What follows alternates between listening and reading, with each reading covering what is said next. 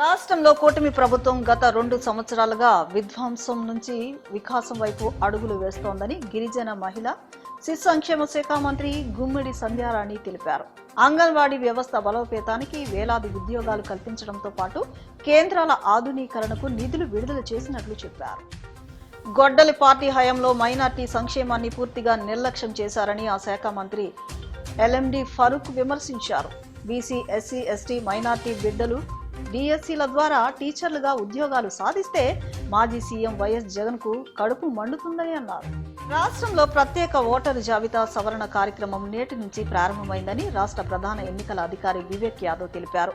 July 14 వరకు బిఎల్ఓలు ఇంటింటికి వెళ్లి ఓటర్లకు ఎన్యూమరేషన్ ఫారాలు అందజేస్తారని చెప్పారు.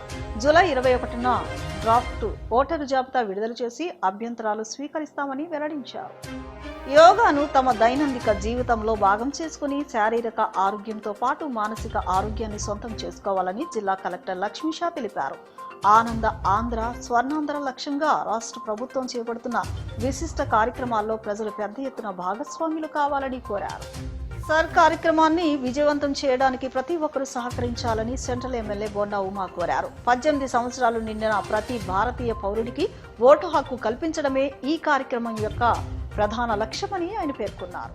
స్పెషల్ ఇంటెన్సివ్ రివిజన్ ప్రక్రియను పూర్తి పారదర్శకంతో ఎన్నికల సంఘం నిబంధనలకు అనుగుణంగా నిర్వహించాలని నగరపాలక సంస్థ కమిషనర్ ధ్యానచంద్ర సూచించారు.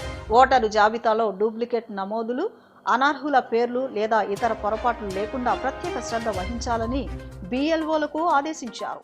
తెలుగుదేశం పార్టీ ప్రజా సేవకు అత్యుత్తమ వేదికని సెంట్రల్ ఎమ్మెల్యే బొండా ఉమా తెలిపారు. రాజకీయాల్లో యువత భాగస్వామ్యం పెరగడం ప్రజాస్వామ్యానికి శుభ పరిణామమన్నారు.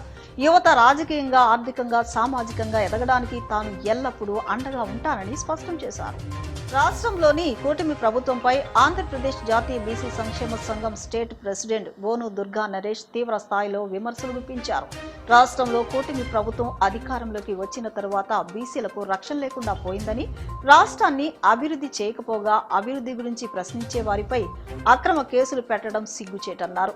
బీసీల నాయకుడు మాజీ మంత్రి కారుమూరి నాగేశ్వరరావును కావాలనే లిక్కర్ కుంభకోణంలో ఇరికించేందుకు ప్రయత్నిస్తున్నారని ఆయన ఆగ్రహం వ్యక్తం చేశారు. కూటమి ప్రభుత్వం రాజకీయ కక్ష సాధింపులు మానుకుని ఇచ్చిన హామీలను వెంటనే నెరవేర్చాలని బోను దుర్గా నరేష్ డిమాండ్ చేశారు.